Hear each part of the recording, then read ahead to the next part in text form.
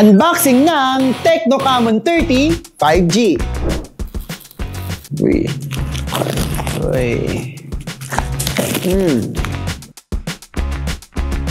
Uy, ayan. Ito ang kanyang case. Ito yung kanyang manual, kanyang warranty. Ito yung kanyang para sa tempered glass. Ito yung kanyang tempered glass. Meron na siyang kasamang tempered glass, guys. Ayan. At ang kanyang pangmalakasang case. Wow, ang ganda. Ito ang kanyang cable. Ito naman ang kanyang 70 watts adapter. At ito na ang Tecno Camon 30 5G. Ayan na. Yung kanyang camera, bilog.